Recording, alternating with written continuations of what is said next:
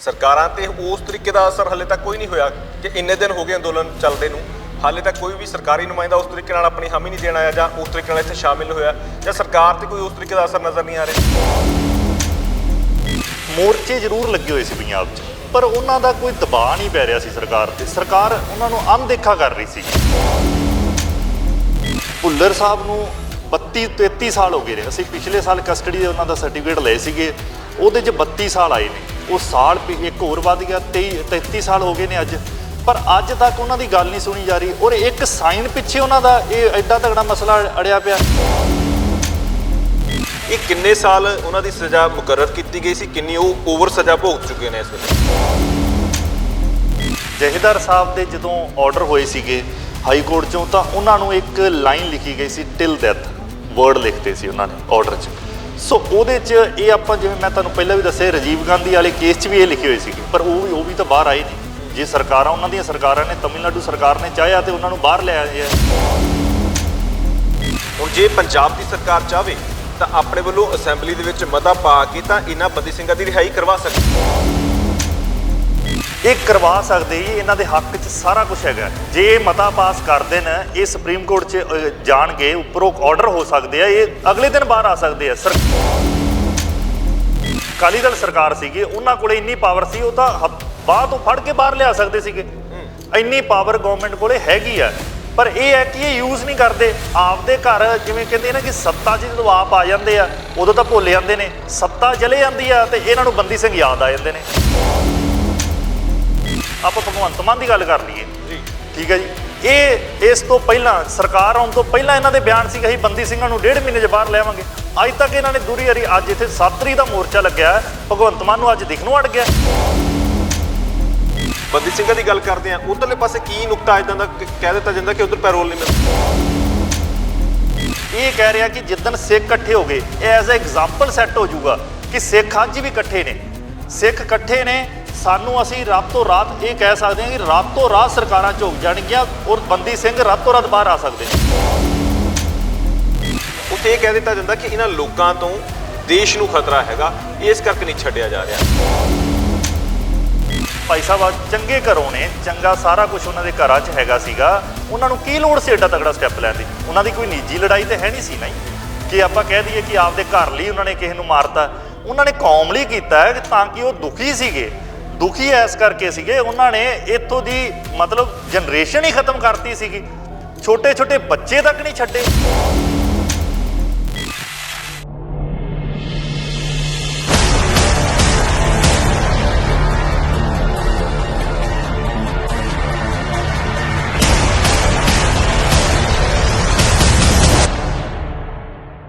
ਸਤਿ ਸ਼੍ਰੀ ਅਕਾਲ ਦੋਸਤੋ, ਇਸ ਵਕਤ ਤੁਹਾਡੇ ਨਾਲ ਤੁਹਾਡਾ ਆਪਣਾ ਦੋਸਤ ਹਰਦੀਪ ਸਿੰਘ ਭੋਗਲ। ਇਸ ਵਕਤ ਅਸੀਂ ਕੌਮੀ ਇਨਸਾਫ ਮੋਰਚੇ ਦੇ ਵਿੱਚ ਮੌਜੂਦ ਹਾਂ। ਇੱਕ ਵਾਰ ਤਸਵੀਰਾਂ ਤੁਹਾਨੂੰ ਦਿਖਾ ਦਈਏ। ਮੋਰਚਾ ਲਗਾਤਾਰ ਵੱਧਦਾ ਜਾ ਰਿਹਾ। ਮੰਗਾਂ ਸਿੱਧੇ ਤੌਰ ਤੇ ਹੀ ਨੇ ਕਿ ਸਾਡੀਆਂ ਜਾਇਜ਼ ਮੰਗਾਂ ਨੇ। ਮੰਗਾਂ ਦੇ ਵਿੱਚ ਸਭ ਤੋਂ ਪਹਿਲੀ ਮੰਗ ਇਹੀ ਹੈ ਕਿ ਜਿਹੜੇ ਬੰਦੀ ਸਿੰਘ ਆਪਣੀ ਸਜ਼ਾ ਪੂਰੀ ਕਰ ਚੁੱਕੇ ਨੇ, ਉਹਨਾਂ ਦੀ ਰਿਹਾਈ ਯਕੀਨੀ ਬਣਾਈ ਜਾਵੇ ਤੇ ਜਿਹੜੇ ਸਿੱਖਾਂ ਦੇ ਮਸਲੇ ਪਿਛਲੇ ਕਈ ਸਮੇਂ ਤੋਂ ਲਟਕ ਰਹੇ ਨੇ, ਉਹਨਾਂ ਦਾ ਇਨਸਾਫ ਦਿੱਤਾ ਜਾਵੇ। ਜਿਨ੍ਹਾਂ ਦੇ ਵਿੱਚ ਬੇਅਦਬੀ ਦਾ ਮਾਮਲਾ ਆਉਂਦਾ, ਜਿਨ੍ਹਾਂ ਦੇ ਵਿੱਚ ਜਿਹੜੇ ਸਰੂਪ ਗਾਇਬ ਹੋ ਗਏ ਸੀ, ਜਿਨ੍ਹਾਂ ਦਾ ਕੋਈ ਰਿਕਾਰਡ ਨਹੀਂ ਹੈਗਾ, ਉਹਨਾਂ ਦਾ ਰਿਕਾਰਡ ਮੰਗਿਆ ਜਾ ਰਿਹਾ। ਤੇ ਬਹੁਤ ਸਾਰੀਆਂ ਚੀਜ਼ਾਂ ਨੇ। ਸਾਡੇ ਨਾਲ ਐਡਵੋਕੇਟ ਗੁਰਸ਼ਰਨ ਨੇ, ਪਹਿਲੇ ਦਿਨ ਤੋਂ ਇਸ ਅੰਦੋਲਨ ਦੇ ਨਾਲ ਚੱਲੇ ਨੇ। ਨਾਲ ਦੀ ਨਾਲ ਸਭ ਤੋਂ ਵੱਡੀ ਗੱਲ ਇਹ ਕਿ ਅੱਜ ਦੀ ਗੱਲ ਨਹੀਂ, ਇਹ ਲੜਾਈ ਅੱਜ ਦੀ ਨਹੀਂ ਚੱਲ ਰਹੀ, ਇਸ ਤੋਂ ਪਹਿਲਾਂ ਦੀ ਚੱਲ ਰਹੀ ਹੈ। ਕਿਉਂਕਿ ਪਹਿਲਾਂ ਵੀ ਆਪਣੇ ਤੌਰ ਤੇ ਕੋਸ਼ਿਸ਼ ਕਰ ਰਹੇ ਨੇ ਕਿ ਜਿੱਥੇ ਜਿੱਥੇ ਮਨੁੱਖੀ ਅਧਿਕਾਰਾਂ ਦਾ ਹਨਨ ਹੋ ਰਿਹਾ ਹੈਗਾ, ਉੱਥੇ ਜਾ ਕੇ ਆਵਾਜ਼ ਬੁਲੰਦ ਕਰਦੇ ਨੇ। ਤੇ ਖਾਸ ਕਰਕੇ ਪਹਿਲਾਂ ਵੀ ਬੜੀਆਂ ਅਪੀਲਾਂ ਦਲੀਲਾਂ ਕਰ ਚੁੱਕੇ ਨੇ ਕਿ ਬੰਦੀ ਸਿੰਘਾਂ ਦੀ ਰਿਹਾਈ ਹੋਣੀ ਚਾਹੀਦੀ। ਗੁਰਸ਼ਰਨ, ਅੱਜ ਜਿਸ ਮੁਕਾਮ ਤੇ ਅਸੀਂ ਖੜੇ ਹਾਂ, ਲੱਗਦਾ ਕਿ ਹਾਲੇ ਵੀ ਐਫਰਟ ਜਾਂ ਸਾਡੇ ਵੱਲੋਂ ਜ਼ੋਰ ਹੋਰ ਲਾਉਣਾ ਪਵੇਗਾ, ਕਿਉਂਕਿ ਸਰਕਾਰਾਂ ਤੇ ਉਸ ਤਰੀਕੇ ਦਾ ਅਸਰ ਹਾਲੇ ਤੱਕ ਕੋਈ ਨਹੀਂ ਹੋਇਆ ਕਿ ਇੰਨੇ ਦਿਨ ਹੋ ਗਏ ਅੰਦੋਲਨ ਚੱਲਦੇ ਨੂੰ। ਹਾਲੇ ਤੱਕ ਕੋਈ ਵੀ ਸਰਕਾਰੀ ਨੁਮਾਇੰਦਾ ਉਸ ਤਰੀਕੇ ਨਾਲ ਆਪਣੀ ਹਾਮੀ ਨਹੀਂ ਦੇਣ ਆਇਆ ਜਾਂ ਉਸ ਤਰੀਕੇ ਨਾਲ ਇੱਥੇ ਸ਼ਾਮਿਲ ਹੋਇਆ, ਜਾਂ ਸਰਕਾਰ ਤੇ ਕੋਈ ਉਸ ਤਰੀਕੇ ਦਾ ਅਸਰ ਨਜ਼ਰ ਨਹੀਂ ਆ ਰਿਹਾ।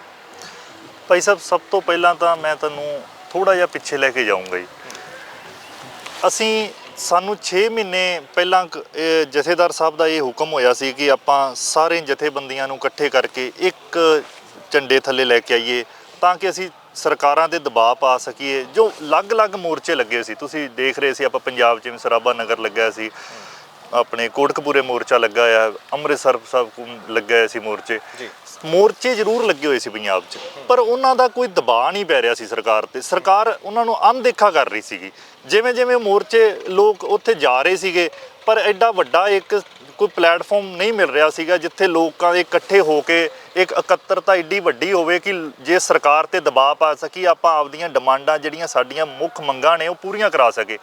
ਸੋ ਭਾਈ ਸਾਹਿਬ ਜਿਵੇਂ ਜਿਵੇਂ ਜਥੇਦਾਰ ਸਾਹਿਬ ਨੇ ਸਾਨੂੰ ਹੁਕਮ ਦਿੱਤੇ, ਮੈਂ, ਬਾਪੂ ਜੀ, ਦਿਲਸ਼ੇਰ, ਸਰਦਾਰ ਅਮਰ ਸਿੰਘ ਚਹਿਲ ਜੀ, ਇਹਨਾਂ ਦੀ ਗਾਈਡਲਾਈਨ ਦੇ ਥੱਲੇ ਜਿਵੇਂ ਜਿਵੇਂ ਅਸੀਂ ਸਾਰੇ ਜਾਣੇ ਤੁਰਦੇ ਗਏ, ਜਿੱਥੇ ਜਿੱਥੇ ਉਹਨਾਂ ਨੇ ਸਾਨੂੰ ਇੱਥੋਂ ਤੱਕ ਕਿ ਚਿੱਠੀਆਂ ਤੱਕ ਦਿੱਤੀਆਂ ਸਾਨੂੰ ਕਿ ਹਰੇਕ ਮੋਰਚੇ ਤੱਕ ਹਰੇਕ ਤੱਕ ਪਹੁੰਚਾਉਣ ਦੀ ਕਿਰਪਾਲਤਾ ਕੀਤੀ ਹੈ ਨਾ। ਅਸੀਂ ਇਹ ਪਿਛਲੇ 6 ਮਹੀਨਿਆਂ ਤੋਂ ਅਸੀਂ ਇਹ ਕਰ ਰਹੇ ਹਾਂ। ਕੱਲੇ ਮੋਰਚੇ ਤੇ ਜਾ ਕੇ ਉਹਨਾਂ ਨੂੰ ਬੇਨਤੀ ਕੀਤੀ ਹੈ, ਗੁਜ਼ਾਰਿਸ਼ ਕੀਤੀ ਹੈ ਕਿ ਆਪਾਂ ਇਹ ਜੇ ਮੋਰਚੇ ਇੱਕ ਜੇ ਦਬਾਅ ਪਾ ਸਕੇ, ਆਪਾਂ ਆਪਦੀ ਕੌਮ ਲਈ ਖੜੇ ਹੋ ਸਕੀਏ ਤੇ ਅਸੀਂ ਆਪਾਂ ਆਪਦੇ ਹੱਕ ਲੈ ਸਕਦੇ ਹਾਂ। ਕਿ ਦੇਖੋ ਇੱਕ ਤਾਂ ਇਹ ਛੋਟੀ ਗੱਲ ਨਹੀਂ ਹੈਗੀ, ਦੋ ਜਿਹੜਾ ਐਡਾ ਵੱਡਾ ਇਹ ਜਿਹੜਾ ਆਪਣੇ ਨਾਲ ਸਰਕਾਰ ਅਣਦੇਖਾ ਕਰ ਰਹੀ ਹੈ। ਇੱਕ ਤਮਿਲਨਾਡੂ ਦਾ ਰਾਜੀਵ ਗਾਂਧੀ ਮਰਡਰ ਕੇਸ ਸੀਗਾ, ਉਹ 'ਚ ਤਮਿਲਨਾਡੂ ਨੇ ਆਪਦੀ ਅਸੈਂਬਲੀ 'ਚ ਮਤਾ ਪਾਸ ਕਰਾ ਕੇ ਉਹਨਾਂ ਕੈਦੀਆਂ ਨੂੰ ਬਾਹਰ ਕਢਾ ਲਿਆ। ਠੀਕ ਹੈ ਜੀ। ਦੂਸਰਾ ਤੁਸੀਂ ਇਹ ਦੇਖ ਸਕਦੇ ਕਿ ਅਸੀਂ ਪੰਜਾਬ 'ਚ ਸਾਡੇ ਸਿੰਘਾਂ ਨੂੰ 32 ਸਾਲ ਹੋ ਗਏ, 27-28 ਸਾਲ ਹੋ ਗਏ ਨੇ, ਜਥੇਦਾਰ ਸਾਹਿਬ ਨੂੰ 28 ਸਾਲ ਹੋ ਗਏ ਨੇ, ਭੁੱਲਰ ਸਾਹਿਬ ਨੂੰ 32-33 ਸਾਲ ਹੋ ਗਏ ਨੇ। ਅਸੀਂ ਪਿਛਲੇ ਸਾਲ ਕਸਟਡੀ ਦੇ ਉਹਨਾਂ ਦਾ ਸਰਟੀਫਿਕੇਟ ਲਏ ਸੀਗੇ, ਉਹਦੇ 'ਚ 32 ਸਾਲ ਆਏ ਨੇ। ਉਹ ਸਾਲ ਇੱਕ ਹੋਰ ਵੱਧ ਗਿਆ, 33 ਸਾਲ ਹੋ ਗਏ ਨੇ ਅੱਜ, ਪਰ ਅੱਜ ਤੱਕ ਉਹਨਾਂ ਦੀ ਗੱਲ ਨਹੀਂ ਸੁਣੀ ਜਾ ਰਹੀ। ਔਰ ਇੱਕ ਸਾਈਨ ਪਿੱਛੇ ਉਹਨਾਂ ਦਾ ਇਹ ਐਡਾ ਤਗੜਾ ਮਸਲਾ ਅੜਿਆ ਪਿਆ, ਤਾਂ ਕਿ 2019 'ਚ ਪ੍ਰਧਾਨ ਮੰਤਰੀ ਨੇ ਉਹਨਾਂ ਦੀ ਲਿਸਟ ਵਿੱਚ ਰਿਹਾਈ ਕਰਨ ਦੇ ਆਰਡਰ ਦੇ ਚੁੱਕੇ ਸੀਗੇ, ਉਸ ਤੋਂ ਬਾਅਦ ਵੀ ਕੇਜਰੀਵਾਲ ਦੇ ਅਜੇ ਤੱਕ ਸਾਈਨ ਨਹੀਂ ਹੋਏ। ਸੋ ਇਹਦੇ ਲਈ ਜੋ ਅਸੀਂ ਇਹ ਜਿਹੜਾ ਮੋਰਚਾ ਹੈ ਜਿੰਨਾ ਤੋਂ ਵੱਧ ਵੱਡਾ ਹੋ ਸਕੇ, ਜਿੰਨਾ ਇਹ ਸੰਗਤ ਨੂੰ ਵੀ ਬੇਨਤੀ ਹੈ ਸਾਡੀ ਕਿ ਜਿੰਨੇ ਵੱਧ ਤੋਂ ਵੱਧ ਤੁਸੀਂ ਇੱਥੇ ਇਹ ਆਪਦੇ ਸਾਡੇ ਲਈ ਨਾ ਆਓ, ਅਸੀਂ ਨਹੀਂ ਕਹਿੰਦੇ ਕਿ ਸਾਡੇ ਲਈ ਆਓ, ਇਹ ਆਪਦੇ ਲਈ ਤੁਸੀਂ ਘਰੋਂ ਚੋਂ ਨਿਕਲੋ। ਇਹ ਗੁਰੂ ਗ੍ਰੰਥ ਸਾਹਿਬ ਸਾਡਾ ਇਕੱਲੇ ਦਾ ਨਹੀਂ ਗਾ, ਤੁਹਾਡਾ ਸਾਰਿਆਂ ਦਾ ਹੈ। ਆਪਾਂ ਜੋ ਇੱਥੇ ਬੈਠੇ ਆ, ਜਿਹਦੇ ਲਈ ਬੈਠੇ ਆ, ਉਹ ਗੁਰੂ ਮਹਾਰਾਜ ਦੀ ਜੋ ਜਿੰਨਾ ਕੁਛ ਇੱਥੇ ਚੱਲ ਰਿਹਾ ਇਹ ਵੀ ਕਿਰਪਾ ਮਹਾਰਾਜ ਦੀ ਹੈ। ਸੋ ਤੁਸੀਂ ਘਰਾਂ ਚੋਂ ਬਾਹਰ ਨਿਕਲ ਕੇ ਇੱਥੇ ਜਿੰਨਾ ਵੱਧ ਤੋਂ ਵੱਧ ਪਹੁੰਚੋ। ਗੁਰਸ਼ਮ ਜੀ, ਇੱਕ ਬੜੀ ਅਹਿਮ ਚੀਜ਼ ਹੈ, ਜਿਵੇਂ ਤੁਸੀਂ ਜ਼ਿਕਰ ਕੀਤਾ, ਉਮਰਾਂ ਲੰਘ ਗਈਆਂ ਉਹਨਾਂ ਦੀਆਂ, 32-33 ਸਾਲ ਥੋੜੇ ਨਹੀਂ ਹੁੰਦੇ ਜ਼ਿੰਦਗੀ ਦੇ। 32-33 ਸਾਲ ਇਸ ਤਰੀਕੇ ਨਾਲ ਜੇਲ੍ਹ 'ਚ ਕੱਟਣੇ ਪੈਣ। ਜੇ ਅਸੀਂ ਐਗਜ਼ੈਕਟ ਉਹਨਾਂ ਦੀ ਸਜ਼ਾ ਦੀ ਗੱਲ ਕਰੀਏ, ਕਿੰਨੇ ਸਾਲ ਦੀ ਸਜ਼ਾ ਹੋਈ ਸੀ ਤੇ ਕਿਸ ਤਰੀਕੇ ਨਾਲ, ਕਿਉਂਕਿ ਤੁਸੀਂ ਕਾਨੂੰਨੀ ਤੌਰ ਤੇ ਜਾਣਦੇ ਹੋ ਚੀਜ਼ਾਂ ਬੜੀਆਂ ਬਰੀਕੀ ਦੇ ਨਾਲ ਸਮਝਦੇ ਹੋ, ਕਿਉਂਕਿ ਬਾਰ-ਬਾਰ ਤੁਹਾਡੀ ਮੁਲਾਕਾਤਾਂ ਵੀ ਹੁੰਦੀਆਂ ਰਹੀਆਂ ਨੇ, ਇਹ ਕਿੰਨੇ ਸਾਲ ਉਹਨਾਂ ਦੀ ਸਜ਼ਾ ਮੁਕਰਰ ਕੀਤੀ ਗਈ ਸੀ, ਕਿੰਨੀ ਉਹ ਓਵਰ ਸਜ਼ਾ ਭੁਗਤ ਚੁੱਕੇ ਨੇ ਇਸ ਵੇਲੇ? ਭਾਈ ਸਾਹਿਬ ਇਹਦੇ 'ਚ ਉਮਰ ਕੈਦ ਹੋਈ ਸੀ ਇਹਨਾਂ ਨੂੰ, ਇਸ ਕੇਸ 'ਚ ਉਮਰ ਕੈਦ 14 ਸਾਲ 20 ਸਾਲ ਤੱਕ ਜਾ ਸਕਦੀ ਹੈ ਜੀ। ਠੀਕ ਹੈ ਜੀ। ਉਸ ਤੋਂ ਬਾਅਦ ਇਹਨਾਂ 'ਚ ਜਥੇਦਾਰ ਸਾਹਿਬ ਦੇ ਜਦੋਂ ਆਰਡਰ ਹੋਏ ਸੀਗੇ ਹਾਈ ਕੋਰਟ 'ਚੋਂ, ਤਾਂ ਉਹਨਾਂ ਨੂੰ ਇੱਕ ਲਾਈਨ ਲਿਖੀ ਗਈ ਸੀ, ਟਿਲ ਡੈਥ ਵਰਡ ਲਿਖਤੇ ਸੀ ਉਹਨਾਂ ਨੇ ਆਰਡਰ 'ਚ। ਸੋ ਉਹਦੇ 'ਚ ਇਹ ਆਪਾਂ ਜਿਵੇਂ ਮੈਂ ਤੁਹਾਨੂੰ ਪਹਿਲਾਂ ਵੀ ਦੱਸਿਆ, ਰਾਜੀਵ ਗਾਂਧੀ ਵਾਲੇ ਕੇਸ 'ਚ ਵੀ ਇਹ ਲਿਖੇ ਹੋਏ ਸੀਗੇ, ਪਰ ਉਹ ਵੀ ਤਾਂ ਬਾਹਰ ਆਏ ਨੇ। ਜੇ ਸਰਕਾਰਾਂ, ਉਹਨਾਂ ਦੀਆਂ ਸਰਕਾਰਾਂ ਨੇ, ਤਮਿਲਨਾਡੂ ਸਰਕਾਰ ਨੇ ਚਾਹਿਆ ਤੇ ਉਹਨਾਂ ਨੂੰ ਬਾਹਰ ਲੈ ਆਏ ਹੈ। ਉਹ ਗਵਰਨਮੈਂਟ ਦੇ ਹੱਥ ਬਹੁਤ ਵੱਡਾ ਹਥਿਆਰ ਹੁੰਦੇ ਨੇ, ਉਹਨਾਂ ਕੋਲੇ ਪਾਵਰਸ ਹੈਗੀਆਂ ਨੇ, ਉਹ ਯੂਜ਼ ਕਰਕੇ ਜਦੋਂ ਤੁਸੀਂ ਚਾਹੇ ਗੁੱਡ ਕੰਟੈਕਟ ਦੇ ਉਹ ਮਹੀਨੇ ਬਾਅਦ ਬਾਹਰ ਲੈ ਕੇ ਆ ਸਕਦੇ ਨੇ। ਇਹ ਡਿਪੈਂਡਸ ਔਨ ਗਵਰਨਮੈਂਟਸ ਨੇ ਕਿ ਉਹ ਕਿੱਦਾਂ ਸਟੈਪ ਲੈ ਰਹੀਆਂ ਨੇ, ਸੋ ਕੀ ਚਾਹੁੰਦੀਆਂ ਨੇ ਆਪਦੀ ਸਟੇਟਸ ਲਈ। ਮੈਂ ਟੈਕਨੀਕਲ ਤੌਰ ਤੇ ਤਾਂ ਸਮਝਣਾ ਚਾਹੁੰਦਾ ਕਿਉਂਕਿ ਬਹੁਤ ਸਾਰੇ ਲੋਕਾਂ ਨੂੰ ਪਤਾ ਨਹੀਂ ਕਿ ਕੀ ਚੀਜ਼ਾਂ ਪਿੱਛੇ ਭੇਦ ਕੀ ਨੇ। ਹੁਣ ਜੇ ਪੰਜਾਬ ਦੀ ਸਰਕਾਰ ਚਾਹਵੇ ਤਾਂ ਆਪਣੇ ਵੱਲੋਂ ਅਸੈਂਬਲੀ ਦੇ ਵਿੱਚ ਮਤਾ ਪਾ ਕੇ ਤਾਂ ਇਹਨਾਂ ਬੰਦੀ ਸਿੰਘਾਂ ਦੀ ਰਿਹਾਈ ਕਰਵਾ ਸਕਦੀ ਹੈ। ਜਾਣੀ ਕਿ ਤੁਸੀਂ ਇਹ ਕਹਿਣਾ ਚਾਹੁੰਦੇ ਹੋ ਤੇ ਇਹ ਕਰਵਾਈ ਨਹੀਂ ਜਾ ਰਹੀ? ਇਹ ਕਰਵਾ ਸਕਦੇ ਜੀ, ਇਹਨਾਂ ਦੇ ਹੱਕ 'ਚ ਸਾਰਾ ਕੁਝ ਹੈਗਾ। ਜੇ ਇਹ ਮਤਾ ਪਾਸ ਕਰ ਦੇਣ, ਇਹ ਸੁਪਰੀਮ ਕੋਰਟ 'ਚ ਜਾਣਗੇ, ਉੱਪਰੋਂ ਆਰਡਰ ਹੋ ਸਕਦੇ ਆ, ਇਹ ਅਗਲੇ ਦਿਨ ਬਾਹਰ ਆ ਸਕਦੇ ਆ। ਸਰਕਾਰ ਦੇ 1998 'ਚ ਜਦੋਂ ਅਕਾਲੀ ਦਲ ਸਰਕਾਰ ਸੀਗੀ, ਉਹਨਾਂ ਕੋਲੇ ਇੰਨੀ ਪਾਵਰ ਸੀ, ਉਹ ਤਾਂ ਬਾਹਰ ਤੋਂ ਫੜ ਕੇ ਬਾਹਰ ਲਿਆ ਸਕਦੇ ਸੀਗੇ। ਇੰਨੀ ਪਾਵਰ ਗਵਰਨਮੈਂਟ ਕੋਲੇ ਹੈਗੀ ਆ, ਪਰ ਇਹ ਹੈ ਕਿ ਇਹ ਯੂਜ਼ ਨਹੀਂ ਕਰਦੇ। ਆਪਦੇ ਘਰ ਜਿਵੇਂ ਕਹਿੰਦੇ ਨਾ ਕਿ ਸੱਤਾ 'ਚ ਜਦੋਂ ਆਪ ਆ ਜਾਂਦੇ ਆ ਉਦੋਂ ਤਾਂ ਭੁੱਲ ਜਾਂਦੇ ਨੇ, ਸੱਤਾ ਚਲੇ ਜਾਂਦੀ ਆ ਤੇ ਇਹਨਾਂ ਨੂੰ ਬੰਦੀ ਸਿੰਘ ਯਾਦ ਆ ਜਾਂਦੇ ਨੇ। ਤੁਸੀਂ ਅੱਜ ਦੂਜੀਆਂ ਸਰਕਾਰਾਂ ਦੇਖ ਲਓ, ਬਾਦਲ ਸਰਕਾਰ ਸੀਗੀ, ਅਕਾਲੀ ਦਲ ਹੈ, ਕਾਂਗਰਸ ਹੈ, ਅੱਜ ਉਹਨਾਂ ਦੇ ਵਿੱਚ ਲੀਡਰ ਨੇ ਉਹ ਬੋਲ ਰਹੇ ਨੇ ਇਹਨਾਂ ਬੰਦੀ ਸਿੰਘਾਂ ਨੂੰ ਬਾਹਰ ਆਉਣਾ ਚਾਹੀਦਾ, ਪਰ ਜਦੋਂ ਤੁਸੀਂ ਸੱਤਾ 'ਚ ਹੁੰਦੇ ਉਦੋਂ ਕਿਉਂ ਨਹੀਂ ਗੱਲ ਆਪਾਂ ਭਗਵੰਤ ਮਾਨ ਦੀ ਗੱਲ ਕਰ ਲਈਏ ਜੀ। ਠੀਕ ਹੈ ਜੀ। ਇਹ ਇਸ ਤੋਂ ਪਹਿਲਾਂ ਸਰਕਾਰ ਆਉਣ ਤੋਂ ਪਹਿਲਾਂ ਇਹਨਾਂ ਦੇ ਬਿਆਨ ਸੀ ਕਿ ਅਸੀਂ ਬੰਦੀ ਸਿੰਘਾਂ ਨੂੰ 1.5 ਮਹੀਨੇ 'ਚ ਬਾਹਰ ਲਿਆਵਾਂਗੇ। ਅੱਜ ਤੱਕ ਇਹਨਾਂ ਨੇ ਦੂਰੀ ਹਰੀ, ਅੱਜ ਇੱਥੇ 7 ਤਰੀਕ ਦਾ ਮੋਰਚਾ ਲੱਗਿਆ, ਭਗਵੰਤ ਮਾਨ ਨੂੰ ਅੱਜ ਦਿਖਣੋਂ ਅੜ ਗਿਆ। ਇਹਨਾਂ ਨੂੰ ਨਹੀਂ ਦਿਸਦਾ ਪਿਆ ਕਿ ਸਰਕਾਰਾਂ, ਲੋਕ ਇੱਥੇ ਆਣ ਕੇ, ਬਜ਼ੁਰਗ ਆਣ ਕੇ ਸੜਕਾਂ 'ਤੇ ਬੈਠੇ ਹੋਏ ਨੇ ਕਿ ਤੁਹਾਡੀਆਂ ਸਿਰਫ ਇਹ ਚੰਡੀਗੜ੍ਹ ਇੱਥੋਂ ਕਿੰਨਾ ਨੇ, ਇੱਥੋਂ ਆਪਾਂ ਕਹਿ ਦਈਏ CM ਹਾਊਸ ਕਿੰਨਾ ਹੈ, 5 ਕਿਲੋਮੀਟਰ ਹੋਊਗਾ ਵੱਧ ਤੋਂ ਵੱਧ, ਇਹਨਾਂ ਨੂੰ ਦਿਖਣੋਂ ਅੜ ਗਿਆ। ਬਾਕੀ ਇਹ ਕਹਿੰਦੇ ਪੰਜਾਬ ਅਸੀਂ ਕਵਰ ਕਰਦੇ ਹਾਂ, ਤੇ ਇਹਨਾਂ ਨੂੰ ਸਰਕਾਰਾਂ ਨੂੰ ਇਹ ਨਹੀਂ ਦਿਸ ਰਿਹਾ ਕਿ ਇੱਥੇ ਬਜ਼ੁਰਗ ਬੱਚੇ ਸਾਰੇ ਬੈਠੇ ਹੋਏ ਆ, ਇਹਨਾਂ ਨੂੰ ਮਤਾ ਪਾਸ ਕਰਕੇ ਜੇ ਅਸੀਂ ਇਹਨਾਂ ਦੀਆਂ ਡਿਮਾਂਡਾਂ ਪੂਰੀਆਂ ਕਰੀਏ ਤੇ ਉਹਨਾਂ ਨੂੰ ਲੈ ਕੇ ਆਈਏ ਬੰਦੀ ਸਿੰਘਾਂ ਨੂੰ ਬਾਹਰ। ਭਗਵੰਤ ਮਾਨ ਤਾਂ ਇਸ ਵਕਤ ਮੁੰਬਈ ਦੇ ਦੌਰੇ ਤੇ ਨੇ, ਕਹਿੰਦੇ ਕਿ ਇਨਵੈਸਟ ਪੰਜਾਬ ਦੇ ਤਹਿਤ ਅਸੀਂ ਲੋਕਾਂ ਨੂੰ ਲੈ ਕੇ ਆਉਣਾ ਕਿ ਪੰਜਾਬ 'ਚ ਇਨਵੈਸਟ ਕਰੋ। ਤੇ ਪੰਜਾਬ ਦੇ ਵਿੱਚ ਪਹਿਲਾਂ ਹਾਲਾਤ ਵੀ ਉੱਦਾਂ ਦੇ ਹੋਣੇ ਚਾਹੀਦੇ ਕਿ ਲੋਕਾਂ ਨੂੰ ਭਰੋਸਾ ਤਾਂ ਹੋਵੇ ਸਰਕਾਰ ਤੇ। ਦੇਖੋ ਪਹਿਲਾਂ ਸਭ ਤੋਂ ਪਹਿਲਾਂ ਤਾਂ ਤੁਸੀਂ ਆਪਦੀ ਜਿਹੜੀ ਤੁਹਾਡੀ ਪਬਲਿਕ ਆ ਤੁਸੀਂ ਉਹਨੂੰ ਆਪਣੀ ਕੌਨਫੀਡੈਂਸ 'ਤੇ ਲੈ ਕੇ ਆਓ ਕਿ ਤੁਸੀਂ ਉਹਨਾਂ ਨੂੰ ਇਹ ਤਾਂ ਸ਼ੋਅ ਕਰੋ ਕਿ ਅਸੀਂ ਤੁਹਾਡੇ ਲਈ ਖੜੇ ਆ। ਇੱਕ ਪਾਸੇ ਤੁਸੀਂ ਇਹ ਕਹਿ ਰਹੇ ਹੋ ਤੁਹਾਨੂੰ ਸ਼ਾਇਦ ਯਾਦ ਹੋਵੇ ਭਾਈ ਸਾਹਿਬ ਕਿ ਮੋਰਚਾ ਲੱਗਣ ਤੋਂ ਪਹਿਲਾਂ ਨਾ ਇੱਕ ਮੋਰਚਾ ਕਿਸਾਨੀ ਅੰਦੋਲਨ ਮੋਰਚਾ ਲੱਗਾ ਸੀਗਾ ਥੋੜੇ ਦਿਨ ਲਈ, ਤਾਂ ਭਗਵੰਤ ਮਾਨ ਸਾਹਿਬ ਦਾ ਬਿਆਨ ਸੀਗਾ ਕਿ ਇਹਨਾਂ ਦਾ ਤਾਂ ਕੰਮ ਆ, ਇਹ ਤਾਂ ਉੱਠ ਕੇ ਮੋਰਚੇ ਲਾਉਣ ਲੱਗ ਪਏ, ਜਦੋਂ ਦਿਲ ਕਰਦਾ ਮੋਰਚੇ ਲਾ ਦਿੰਦੇ ਆ। ਇਹ 2000 ਜਿਹਦੇ ਇਲੈਕਸ਼ਨ ਤੋਂ ਪਹਿਲਾਂ ਨਹੀਂ ਇਹਨਾਂ ਨੂੰ ਯਾਦ ਆਇਆ ਸੀ ਇਹ ਬਿਆਨ ਦੇਣ ਦਾ, ਇਹ ਬਿਆਨ ਬਾਅਦ 'ਚ ਦਿੱਤਾ ਗਿਆ। ਪਹਿਲਾਂ ਤਾਂ ਕਹਿੰਦੇ ਸੀ ਇਹ ਮੋਰਚੇ ਲੱਗਦੇ ਕਿਉਂ ਆ, ਇਹ ਬਜ਼ੁਰਗ ਆ, ਇਹ ਠੰਡ ਆ, ਇਹ ਮੇਰੇ ਪਿਓ ਦੀ ਉਮਰ ਦੇ ਨੇ, ਮੇਰੇ ਦਾਦੇ ਦੀ ਉਮਰ ਦੇ ਨੇ ਜਿਹੜੇ ਸੜਕਾਂ ਦੇ ਬਾਹਰ ਰੱਖੇ ਆ, ਮੈਂ ਇਹਨਾਂ ਦਾ ਦੁੱਖ ਦਿਲੋਂ ਸਮਝਦਾ।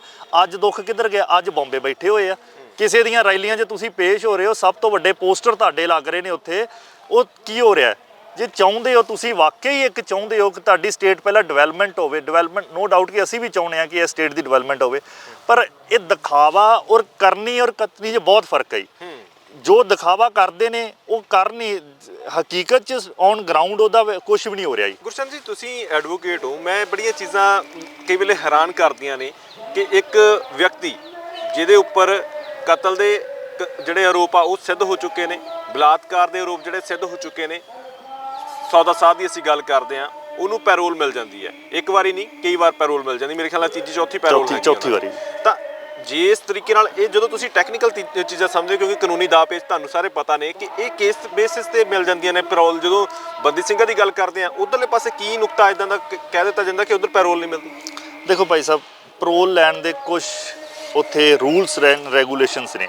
ਸਭ ਤੋਂ ਪਹਿਲਾਂ ਜੇ ਖੇਤੀਬਾੜੀ ਲਈ ਤੁਸੀਂ ਬਾਹਰ ਆ ਸਕਦੇ ਹੋ ਇਹ ਉਹਦੇ ਲਈ ਪੈਰੋਲ ਮਿਲਦੀ ਹੈ ਜੀ, ਠੀਕ ਹੈ। ਜੇ ਤੁਹਾਡੀ ਖੇਤੀਬਾੜੀ ਨਹੀਂ ਹੈਗੀ ਉਹਦੇ ਲਈ ਉਸ ਤੋਂ ਇਲਾਵਾ ਤੁਹਾਨੂੰ 21 ਦਿਨ ਦੀ ਪੈਰੋਲ ਮਿਲ ਸਕਦੀ ਹੈ, ਜਾਂ ਤੁਹਾਡੇ ਘਰੇ ਕੋਈ ਦੁੱਖ ਆ ਜਾਂ ਗਮੀ ਆ ਉਸ ਲਈ ਪੈਰੋਲ ਮਿਲ ਸਕਦੀ ਹੈ, ਠੀਕ ਹੈ ਜੀ।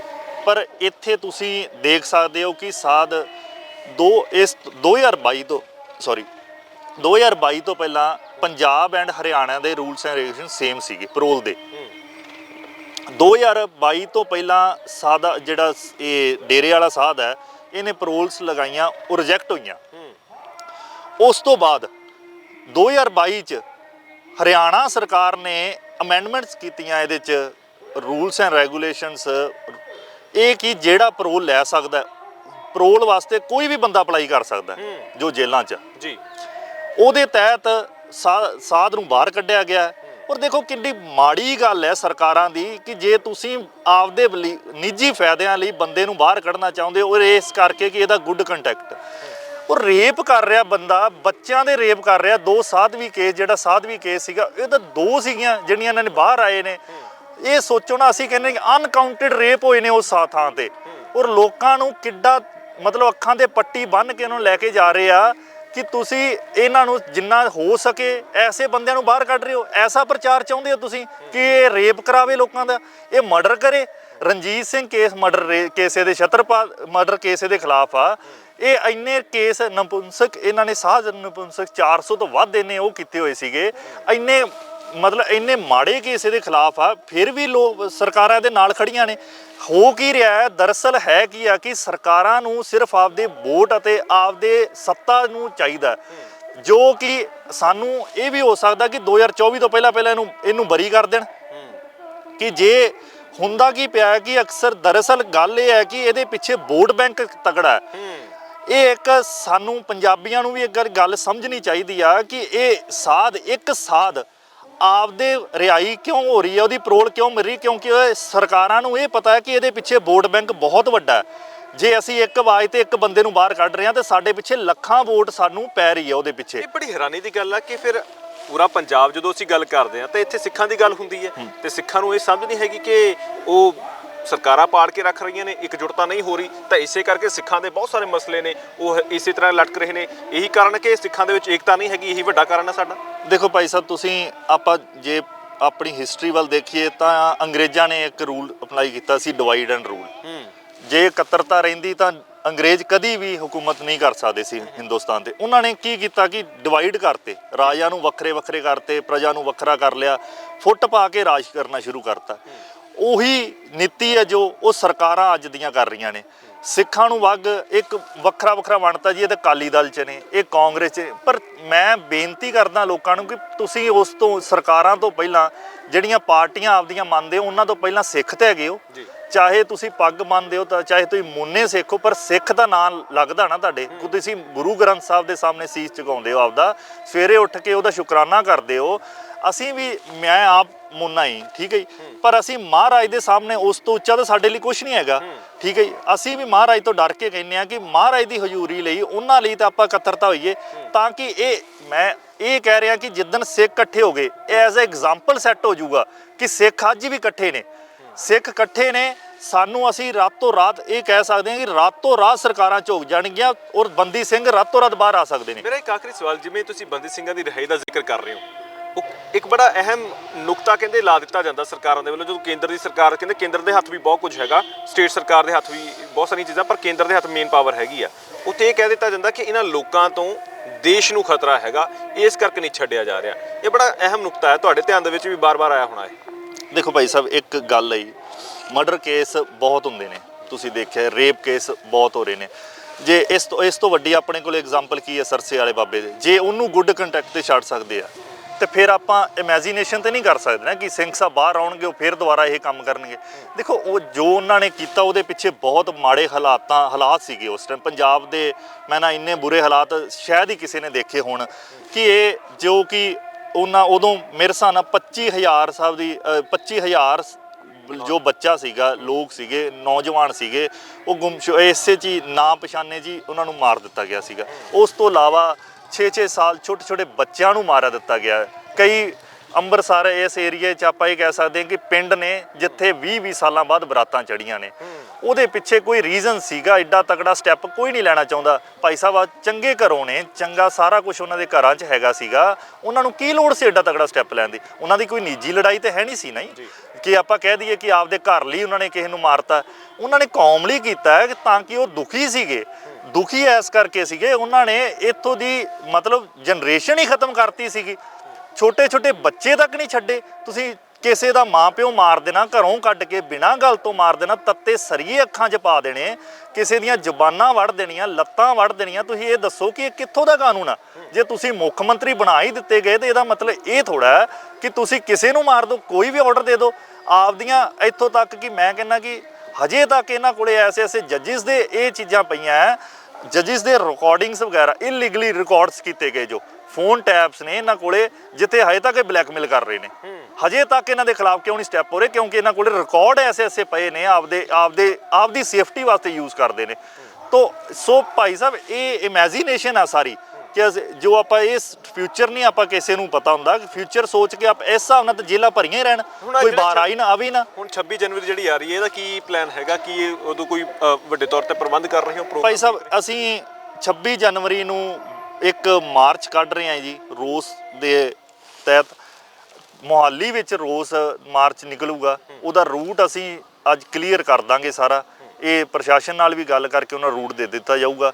ਸਾਡੀ ਜਿਹੜੀ ਬੇਨਤੀ ਆ ਪਬਲਿਕ ਨੂੰ, ਲੋਕਾਂ ਨੂੰ, ਸੰਗਤ ਨੂੰ ਬੇਨਤੀ ਆ ਕਿ ਤੁਸੀਂ ਜਿੰਨਾ ਵੱਧ ਤੋਂ ਵੱਧ ਹੋ ਸਕੇ ਇੱਥੇ ਚੰਡੀਗੜ੍ਹ ਪਹੁੰਚੋ, ਤਾਂ ਕਿ ਅਸੀਂ ਇੱਕ ਇਕੱਤਰਤਾ ਹੋ ਕੇ, ਇਕਜੁੱਟ ਹੋ ਕੇ ਸਰਕਾਰ ਨੂੰ ਦਿਖਾ ਸਕੀਏ ਕਿ ਅਸੀਂ ਅੱਜ ਵੀ ਇਕੱਠੇ ਹਾਂ। ਸੋ ਬੇਨਤੀ ਸਾਡੀ, ਮੇਰੀ ਹੱਥ ਜੋੜ ਕੇ ਸੰਗਤ ਨੂੰ ਬੇਨਤੀ ਆ ਕਿ ਤੁਸੀਂ ਘਰਾਂ 'ਚੋਂ ਬਾਹਰ ਆਓ, ਆਪਦੇ ਬਿਸਤਰੇ ਛੱਡੋ ਜੋ ਹੋ ਸਕੇ। ਇਹ ਜਾਂ ਤਾਂ ਇੱਕ ਹੁੰਦਾ ਹੀ, ਦੋ ਤਰ੍ਹਾਂ ਦੇ ਲੋਕ ਨੇ, ਇੱਕ ਜਿਨ੍ਹਾਂ ਦੀਆਂ ਜ਼ਮੀਰਾਂ ਜਾਗੀਆਂ ਨੇ, ਜੋ ਇੱਥੇ ਖੜੇ ਨੇ, ਜੋ ਇੱਥੇ ਬੈਠੇ ਨੇ, ਤੁਹਾਨੂੰ ਦਿਖ ਰਹੇ ਨੇ। ਕੁਛ ਇਹ ਨੇ ਜੋ ਫੇਸਬੁੱਕਾਂ ਤੇ ਸਿਰਫ ਕਮੈਂਟ ਕਰਦੇ ਨੇ।